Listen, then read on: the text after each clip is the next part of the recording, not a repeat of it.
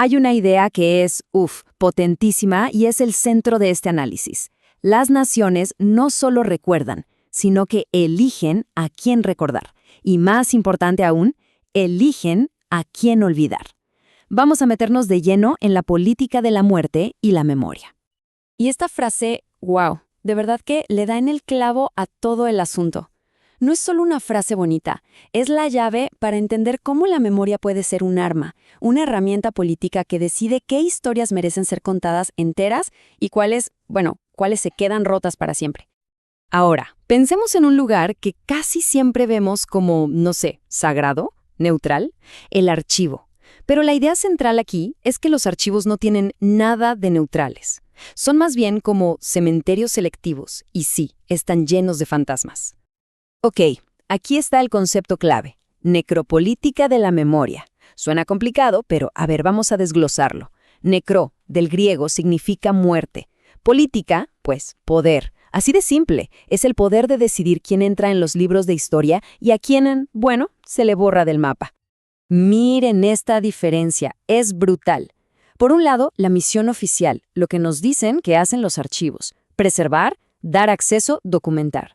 Pero por el otro, la realidad necropolítica. La cosa es que, en lugar de guardar la historia para todos, se termina construyendo un monumento para unos poquitos. ¿Y los demás? Enterrados, olvidados.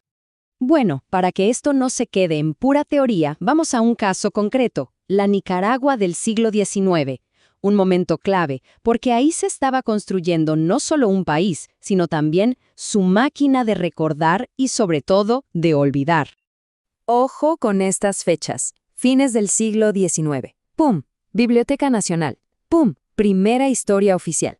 Museo, archivo, Nicaragua está creando sus templos de la memoria. Pero, y este es el pero gigante, no estaban solo guardando cosas. Estaban tallando con cincel una historia oficial. Y para tallar algo, siempre tienes que quitar pedazos, ¿no? Pues esos pedazos eran personas. Y aquí es donde viene la pregunta del millón, ¿no? Si estás construyendo un panteón para los héroes, ¿dónde quedan los demás? ¿Quiénes son esos fantasmas que se quedaron rondando en los pasillos silenciosos de la historia oficial? Y aquí los tenemos, los rebeldes indígenas cuyas luchas por la tierra fueron silenciadas. Los niños que trabajaban hasta morir en los cafetales, sin nombre ni historia. Las mujeres que eran invisibles para la ley, como si no existieran. Y claro, los campesinos, a quienes les quitaron sus tierras y de paso, su voz en la historia. Para que esto no sea solo una idea abstracta, hablemos de un número. 5,000. 5,000. Esa es la cantidad de indígenas que se alzaron en Matagalpa para defender lo suyo. Un evento gigantesco. Ahora, vamos a ver qué pasó con esa historia en el archivo. O mejor dicho, qué no pasó. Y aquí está la clave de todo. El archivo sí habla de la rebelión, claro que sí, pero cuenta la versión del Estado. Están los decretos, los informes de los militares hablando de pacificación, las cartas celebrando que se restableció el orden, pero ¿saben qué falta? Todo lo demás. Las voces de los líderes indígenas, los nombres de los caídos, sus razones. O sea, la rebelión está en los papeles, pero la gente se desvaneció. Entonces, ¿cómo pasa algo así? ¿Fue que se les perdió el papel, un descuido? Para nada. Este borrado no fue un accidente. Fue algo diseñado, construido, una verdadera arquitectura del olvido. Este proceso tiene un nombre, y es bien fuerte. Memoricidio. Pensemos en eso. No es solo matar a la gente, es matar su recuerdo. Es asesinar la posibilidad misma de que alguien en el futuro sepa que existieron. Y no es algo que pase al azar. Es casi una receta, en 3 pasos. 1. Controlas la historia. Solo vale la versión oficial. 2. Entierras todo lo que te contradiga. Testimonios, cartas, se pierden, nunca se archivan. Y 3. Repites tu versión una y otra vez, en las escuelas, en los museos, hasta que el olvido se vuelve parte de la identidad nacional. Y aquí es donde duele, porque la falta de un papelito en un archivo se convierte en la falta de un derecho en el mundo real. Si tu historia de despojo no está documentada, es como si nunca hubiera pasado. De repente, el silencio del archivo se vuelve un testimonio, el testimonio más fuerte y cruel de todos.